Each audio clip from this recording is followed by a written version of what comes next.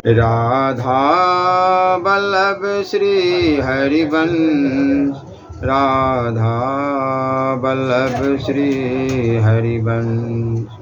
ओम श्री परमात्मने नमः। श्री गणेशाय नमः। समस्त अनर्थों का कारण लोभ को बताकर उससे होने वाले विभिन्न पापों का वर्णन तथा श्रेष्ठ महापुरुषों के लक्षण। युधिष्ठिर जी महाराज और भीष्म पितामह संवाद। भरत से युधिष्ठिर जी ने पूछा, भरत श्रेष्ठ, मैं यथार्थ रूप से यह सुनना चाहता हूँ कि पाप का अधिष्ठान क्या है और किससे उसकी प्रवृत्ति होती है। भीष्म जी ने कहा, नरेश्वर, पाप का जो अधिष्ठान है उसे सुनो। एकमात्र लोभ ही पाप का अधिष्ठान है। वह मनुष्य को निगल जाने के लिए एक बड़ा ग्राह है। लोभ से ही पाप की प्रवृत्ति होती है। लोभ से ही पाप अधर्म तथा महान दुख की उत्पत्ति होती है। सठता तथा छल कपट का भी मूल कारण लोभ ही है। इसी के कारण मनुष्य पापाचारी हो जाते हैं। लोभ से ही क्रोध प्रकट होता है और लोभ से ही काम की प्रवृत्ति होती है और लोभ से ही माया, मोह, अभिमान, उदंडता तथा पराधीनता आदि दोष प्रकट होते हैं। असहनशीलता, निर्लजता, संपत्ति नाश, धर्म क्षय, चिंता और अपयश, ये सब लोभ से ही संभव होते हैं। लोभ से ही कृपणता, अत्यंत तृष्णा, शास्त्र विरुद्ध कर्मों में प्रवृत्ति, कुल और विद्या विषयक अभिमान, रूप और ऐश्वर्य का मद, समस्त प्राणियों के प्रति द्रोह का, सबका तिरस्कार, सबके प्रति अविश्वास तथा कुटिलतापूर्ण बर्ताव होते हैं। पराय धन का अपहरण, पराई स्त्रियों के प्रति बलात्कार, वाणी का वेग, मन का वेग, निंदा करने की विशेष प्रवृत्ति, जन इंद्रिय का वेग, उदर का वेग, मृत्यु का भयंकर वेग अर्थात आत्महत्या, ईर्षा का प्रबल वेग, मिथ्या का दुर्जय वेग, अनिवार्य रस इंद्रिय का वेग, दुस्सहन स्वतंत्रिय का वेग, घृणा, अपनी प्रशंसा के लिए बढ़ कर बातें बनाना, मत्सरता, पाप, दुष्कर कर्मों में प्रवृत्ति न करने योग्य कार्य कर बैठना, इन सब का कारण भी लोभ ही है। पुरुष मनुष्य जन्म काल में, बाल्यावस्था में तथा कुमार और यौवन अवस्था में जिसके कारण अपने बुरे कर्मों को छोड़ नहीं पाते हैं, जो मनुष्य के वृद्ध होने पर भी जीर्ण नहीं होता, वह लोभी है। जिस प्रकार गहरे जल वाली बहुत सी नदियों के मिल जाने से भी समुद्र नहीं भरता है, उसी प्रकार कितने ही पदार्थों का लाभ क्यों न हो जाए, लोभ का पेट कभी नहीं भरता। लोभी मनुष्य बहुत सा लाभ पाकर भी संतुष्ट नहीं होता, भोगों से वह कभी तृप्त नहीं होता। नरेश्वर, न देवताओं, न गंधर्वों, न असुरों, बड़े बड़े नागों और न संपूर्ण भूतगणों को द्वारा ही लोभ का स्वरूप यथार्थ रूप से जाना जा सकता है। जिसने अपने मन और इंद्रियों को काबू में कर लिया है, उस पुरुष को चाहिए कि वह मोह सहित लोभ को जीते। कुरुनंदन, दंभ, द्रोह, निद्रा, चुगली और मत्सर, ये सभी दोष अजितात्मा लोभी पुरुषों में ही होते हैं। बहुत श्रुत विधान, बड़े से बड़े शास्त्रों को कंठस्थ कर लेते हैं, सबकी शंकाओं का निवारण कर देते हैं, परंतु इस लोभ में फंसकर उनकी बुद्धि मारी जाती है और वह निरंतर क्लेश उठाते रहते हैं। वे दोष और क्रोध में फंसकर शिष्टाचार को छोड़ देते हैं और ऊपर से मीठे वचन बोलते हुए भी भीतर से अत्यंत कठोर हो जाते हैं। उनकी स्थिति घास फूस से ढके हुए कुएं का समान होती है। वो धर्म के नाम पर संसार को धोखा देने वाले क्षुद्र मनुष्य धर्मध्वजी होकर धर्म का ढोंग फैलाकर जगत को लूटते हैं। युक्ति बल का आश्रय लेकर बहुत से असत मार्ग खड़े कर देते हैं तथा लोभ और ज्ञान में इष्ट हो सत्पुरुषों के स्थापित हुए मार्गों, धर्म मर्यादाओं का नाश करने लगते हैं। लोभग्रस्त दुरात्मा पुरुषों द्वारा अपहृत विकृत होने वाले धर्म की जो स्थिति बिगड़ जाती है या बदल दी जाती है और उसी रूप में प्रचलित हो जाती है। कुरुनंदन, जिनकी बुद्धि लोभ में फंसी हुई है, उन मनुष्य में दर्प, क्रोध, मद, दुस्वप्न, हर्ष, शोक तथा अत्यंत अभिमान, यही दोष दिखा देते हैं। जो सदा लोभ में डूबे रहते हैं, ऐसे ही मनुष्य को तुम अशिष्ट समझो। तुम्हें शिष्ट पुरुषों से ही अपनी शंकाएं पूछनी चाहिए। पवित्र नियमों का पालन करने वाले उन शिष्ट पुरुषों का मैं परिचय दे रहा हूँ, जिन्हें फिर संसार में जन्म लेने का भय नहीं है। परलोक से भी भय नहीं, जिनकी भोगों में आसक्ति नहीं है तथा प्रिय और अप्रिय में भी जिनका राग द्वेष नहीं है, जिन्हें शिष्टाचार प्रिय है, जिनमें इंद्रिय संयम प्रतिष्ठित है, जिनके लिए सुख दुख समान है, सत्य ही जिनका परम आश्रय है, वे देते हैं लेते नहीं, उनमें स्वभाव से दया भरी हो रहती है, वे देवताओं पितरों तथा अतिथियों के सेवक होते हैं और सत्कर्म करने के लिए सदा उद्यत रहते हैं। भरत नंदन, वे वीर पुरुष सबका उपकार करने वाले, संपूर्ण धर्मों के रक्षक तथा समस्त प्राणियों के हितैषी होते हैं। वे परहित के लिए सर्वस्व निछावर कर देते हैं, उन्हें सत्कर्म से विचलित नहीं किया जा सकता। वे केवल धर्म के अनुष्ठान में तत्पर रहते हैं। पहले के श्रेष्ठ पुरुषों ने जिनका पालन किया है उसी सदाचार का भी वे भी पालन करते हैं, उनका वह आचार कभी नष्ट नहीं होता।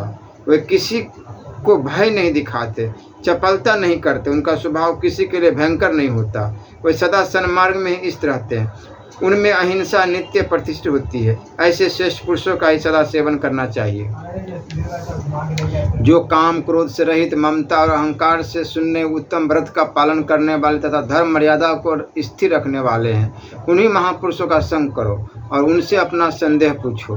युधिष्ठिर, उनका धर्म पालन धन बटोरने या यश कमाने के लिए नहीं होता, वे धर्म तथा शारीरिक क्रियाओं का आवश्यक कर्तव्य समझकर ही करते हैं। उनमें भय क्रोध चपलता तथा शोक नहीं होता। वे धर्मध्वजी पाखंडी नहीं होते, किसी गोपनीय पाखंडपूर्ण धर्म का आश्रय नहीं लेते हैं। कुंती नंदन, जिनमें लोभ और मोह का अभाव है, जो सत्य और सरलता में स्थित है तथा कभी सदाचार से भ्रष्ट नहीं होते, ऐसे पुरुषों में तुम्हें प्रेम रखना चाहिए। तात, जो लाभ में हर्ष से फूले नहीं उठते, हानि में व्यथित नहीं होते, ममता और अहंकार से शून्य हैं, जो सर्वदा सद्गुणों में स्थित और समदर्शी होते, जिनकी दृष्टि में लाभ हानि सुख दुख प्रिय अप्रिय तथा जीवन मरण समान है, जो सुदृढ़ पराक्रमी आध्यात्मिक उन्नति के इच्छुक और सत्वमय मार्ग में स्थित है, उन धर्म प्रेमी महानुभावों की तुम सावधान और जितेंद्रिय रहकर सेवा सत्कार करो। ये सब महापुरुष स्वभाव से ही बड़े गुणवान होते हैं। शुभ और अशुभ के विषय में उनकी वाणी यथार्थ होती है, दूसरे लोग तो केवल बातें बनाने वाले होते हैं। युधिष्ठिर ने पूछा, पितामह, अपने सब अनर्थों के आधारभूत लोभ का वर्णन तो किया, अब अज्ञान का भी यथार्थ रूप से वर्णन कीजिए, मैं उसके परिणाम को भी सुनना चाहता हूँ। पाप करता है और उससे होने वाली अपनी ही हानि को नहीं समझता तथा श्रेष्ठ पुरुषों से द्वेष करता है, उसकी संसार में बड़ी निंदा होती है। अज्ञान से ही जीव नरक में पड़ता है, अज्ञान से ही उसकी दुर्गति होती है, अज्ञान से वह कष्ट उठाता है, विपत्तियों के समुद्र में डूब जाता है। युधिष्ठिर ने पूछा, भोपाल, अज्ञान की उत्पत्ति स्थिति वृद्धि क्षय उद्गम मूल योग गति काल कारण और हेतु क्या है? पृथ्वीनाथ, मैं इस विषय को यथारूप से तत्व के विवेचन पूर्वक सुनना चाहता हूँ, क्योंकि यह जो दुख उपलब्ध होता है उसकी उत्पत्ति का कारण अज्ञान ही है। भीष्म जी ने कहा, राजन, राग द्वेष मोह हर्ष शोक अभिमान काम क्रोध दर्प तंद्रा आलस्य इच्छा वैर ताप दूसरे की उन्नति देखकर जलना और पापाचार करना, यह सबको अज्ञान का कार्य होने से अज्ञान बताया गया है। महाराज, इस अज्ञान की उत्पत्ति और वृद्धि आदि के विषय में जो प्रश्न कर रहे हो उसके विषय में विशेष विस्तार के साथ किया हुआ मेरा वर्णन सुनो। भारत, पृथ्वीनाथ, अज्ञान और अत्यंत लोभ, इन दोनों को एक समझो, क्योंकि इनके परिणाम और दोष समान ही हैं। लोभ से ही अज्ञान प्रकट होता है और लोभ के बढ़ने पर वह अज्ञान और भी बढ़ता रहता है। जब तक लोभ रहता है तब तक अज्ञान भी बना रहता है, और जब लोभ का क्षय होता है तब अज्ञान भी क्षीण हो जाता है। अज्ञान और लोभ के कारण ही जीव नाना प्रकार की योनियों में जन्म लेता है। कुकुर, सुगुर, बिल्ली, चूहे। मोह की निस्संदेह लोभ का मूल कारण है। यह काल स्वरूप मोहात्मक अज्ञान ही मनुष्य की बुरी गति का कारण है। लोभ के छीन भिन्न होने में भी काल ही कारण है। मूढ़ मनुष्य को अज्ञान से लोभ और लोभ से अज्ञान होता है। लोभ से ही सारे दोष पैदा होते हैं, इसलिए लोभ को त्याग देना चाहिए। जनक, इब्नास्व, वृषाद्रवी, प्रसन्नजीत तथा अन्य नरेश लोभ का नाश करके ही दिव्य लोक में गए हैं। कुरुश्रेष्ठ, तुम स्वयं प्रयत्न करके इस प्रत्यक्ष दिखने वाले लोभ का परित्याग करो। लोभ का त्याग कर इस लोक में सुख तथा मृत्यु के पश्चात परलोक में भी आनंद प्राप्त करके सुख पूर्वक विचरोगे। धर्मात्मा पितामह युधिष्ठिर ने पूछा, धर्मात्मा पितामह, जो स्वाध्याय के लिए यत्नशील है और धर्म पालन की इच्छा रखता है, उस मनुष्य के लिए संसार में श्रेय क्या बताया गया है? पितामह, जगत में श्रेय का प्रतिपादन करने वाले अनेक प्रकार के दर्शन मत है, परंतु आप जिसे श्रेय मानते हो, जो इस लोक और परलोक में भी कल्याण करने वाला, उसे मुझे बताइए।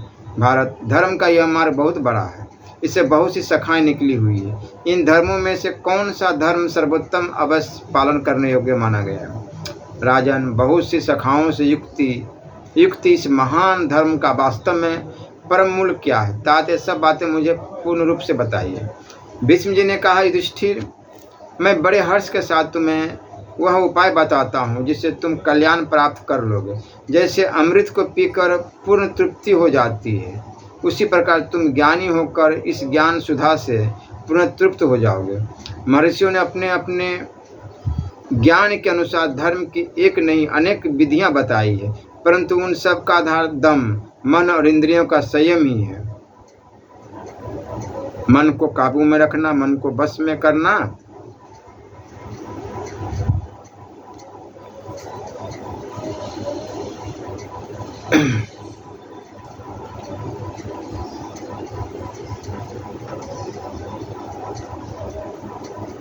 दम से ही उसे अपने शुभ कर्मों की यथावत सिद्धि प्राप्त होती है। दम उसके लिए दान, यज्ञ और स्वाध्याय से भी बढ़कर है। दम तेज की वृद्धि करता है। दम परम पवित्र साधन है। दम से पाप रहित हुआ तेजस्वी पुरुष परम पद को प्राप्त हो जाता है। हमने संसार में दम के समान दूसरा कोई धर्म नहीं सुना। जगत में सभी धर्म वालों के यहाँ दम को उत्कृष्ट बताया गया है। सबने उसकी बुरी बुरी प्रशंसा की है। नरेंद्र, दम से अर्थात इंद्रिय और मन के संयम से युक्त पुरुष को महान धर्म की प्राप्ति होती है। वह इलोक और परलोक में भी परम सुख पाता है। जिसने अपने मन और इंद्रियों का दमन कर लिया है, वह सुख से सोता, सुख से ही जागता और सुखपूर्वक ही लोकों में विचरता है। उसका मन सदा प्रसन्न रहता है। जिसकी इंद्रिया और मन बस में नहीं है, वह पुरुष निरंतर कलेश उठाता है। साथ ही वह अपने ही दोषों से बहुत से दूसरे अनर्थों को भी सृष्टि कर लेता है। चारों आश्रम में दम को एक उत्तम व्रत बताया गया है। अब मैं इंद्रिय दमन एवं मनोनिग्रह के उन लक्षणों को बताऊंगा जिनका उदय होना ही दम कहा गया है। क्षमा, धीरता, अहिंसा, ममता, सत्यवादिता, सरलता, इंद्रिय विजय, दक्षता, कोमलता, लज्जा, स्थिरता, उदारता, क्रोधहीनता, संतोष, प्रिय वचन बोलने का स्वभाव, किसी भी प्राणी को कष्ट न देना और दूसरों के दोष न देखना, इन सद्गुणों का उदय होना ही दम कहलाता है। गुरुनंदन, जिसने मन और इंद्रियों का दमन कर लिया है, उसमें गुरुजनों के प्रति आदर का भाव, समस्त प्राणियों के प्रति दया और किसी की चुगली न करने की प्रवृत्ति होती। वह जनाबाद, असत्य भाषण, निंदा, स्तुति की प्रवृत्ति, काम, क्रोध, लोभ, दर्प, जड़ता, डिंग हाँकना, रोष, ईर्ष्या और दूसरों का अपमान, इन दुर्गुणों का कभी सेवन नहीं करता। इंद्रिय और मन को बस में रखने वाले पुरुष की कभी निंदा नहीं होती। उसके मन में कोई कामना नहीं होती। वह छोटी छोटी वस्तुओं के लिए किसी के सामने हाथ नहीं फैलाता अथवा तुच्छ विषय सुखों की अभिलाषा नहीं रखता। दूसरों के दोष नहीं देखता और मनुष्य समुद्र के समान अगाध गंभीर धारण करता है। जैसे समुद्र अत्यंत जल राशि पाकर भी भरता नहीं, उसी प्रकार वह भी निरंतर धर्म संचय से कभी तृप्त नहीं होता। मैं तुम पर स्नेह रखता हूँ और तुम मुझ में अनुराग रखते हैं और मैं उनमें। इस प्रकार पहले के संबंधियों के संबंध का जितेंद्रिय पुरुष चिंतन नहीं करता। जगत में ग्रामीणों और वनवासियों की जो प्रवृत्तियाँ होती है, उन सब का जो सेवन नहीं करता तथा दूसरों की निंदा और प्रशंसा से भी दूर रहता है, उसकी मुक्ति हो जाती है। जो सबके प्रति मित्रता का भाव रखने वाला और सुशील है, जिसका मन प्रसन्न है, जो नाना प्रकार की आसक्तियों से मुक्त तथा अज्ञान आत्मज्ञानी है, उसे मृत्यु के पश्चात मोक्ष रूप महान फल की प्राप्ति होती है। जो सदाचारी, शील संपन्न, प्रसन्न चित्त और आत्म तत्व को जानने वाला है, वह विधान पुरुष इस लोक में सत्कार पाकर परलोक में परम गति पाता है। इस जगत में जो केवल शुभ कल्याणकारी कर्म है तथा सत्पुरुषों ने जिसका आचरण किया है, वही ज्ञानवान मुनि का मार्ग है। वह स्वभावतः उसका आचरण करता है, उससे कभी च्युत नहीं होता। ज्ञान संपन्न जितेंद्रिय पुरुष घर से निकलकर वन कार से ले वहाँ मृत्यु काल की प्रतीक्षा करता हुआ निर्द्वंद विचरता रहता है। इस प्रकार वह ब्रह्म भाव को प्राप्त होने में समर्थ हो जाता है, जिसको दूसरे प्राणियों से भय नहीं है तथा जिससे दूसरे प्राणी भी भय नहीं मानते। उस देहाभिमान से रहित महात्मा पुरुष को कहीं से भी भय नहीं प्राप्त होता।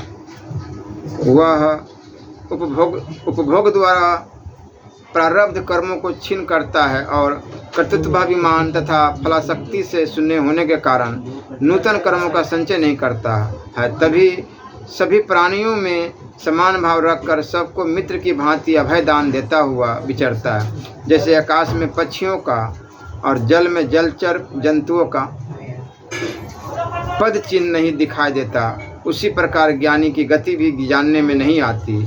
इसमें तनिक भी संशय नहीं। राजन, जो घर बार छोड़कर मोक्ष मार्ग का ही आश्रय लेता है, उसे अत्यंत वर्षों के लिए दिव्य तेजोमय लोक प्राप्त होते हैं। जिसका आचार विचार शुद्ध और अंतःकरण निर्मल है, जिसकी कामनाएं शुद्ध है तथा जो भोगों से प्रागमुख हो चुका है, वह आत्मज्ञानी पुरुष संपूर्ण कर्मों का, तपस्या का तथा नाना प्रकार की विद्याओं का विधिवत संन्यास त्याग करके सर्वत्यागी सन्यासी होकर इहलोक में सम्मानित हो परलोक में अक्षय स्वर्ग ब्रह्म धाम को प्राप्त होता है। ब्रह्म राशि से उत्पन्न हुआ जो पितामह ब्रह्मा जी का उत्तम धाम है, वह हृदय गुफा में छिपा हुआ है। उसकी प्राप्ति सदा दम, इंद्रिय संयम और मनोनिग्रह से ही होती है, जिसका किसी भी प्राणी के साथ विरोध नहीं है, जो ज्ञान स्वरूप आत्मा में रमता रहता। ऐसे ज्ञानी को इस लोक में पुनः जन्म लेने का भय नहीं रहता। फिर उससे परलोक का भय कैसे हो सकता है? दम अर्थात संयम में एक ही दोष है, दूसरा नहीं। वह यह कि क्षमाशील होने के कारण उसे लोग असमर्थ समझने लगते हैं। महापरागदुष्टर, उसका यह एक दोष ही महान गुण हो सकता है। क्षमा धारण करने से उसको बहुत से पुण्य लोग सुलभ होते, साथ ही क्षमा से संहिता भी आ जाती है। भारत, संयमी पुरुष को वन में जाने की क्या आवश्यकता है, और जो असंयमी है उसको वन में रहने से भी क्या लाभ। संयमी पुरुष जहाँ रहे वहाँ उसके लिए वन और आश्रम है। जन्मेजय, वैशंपायन जी के जन्मेजय भीष्म जी की यह बात सुनकर राजा युधिष्ठिर बड़े प्रसन्न हुए, मानो अमृत पीकर तृप्त हो गए हो। पुरुष से तत्पश्चात उन्होंने धर्मात्माओं में श्रेष्ठ भीष्म जी से पुनः तपस्या के विषय में प्रश्न किया। तब भीष्म जी ने उन्हें उसके विषय में सब कुछ बताना आरंभ किया।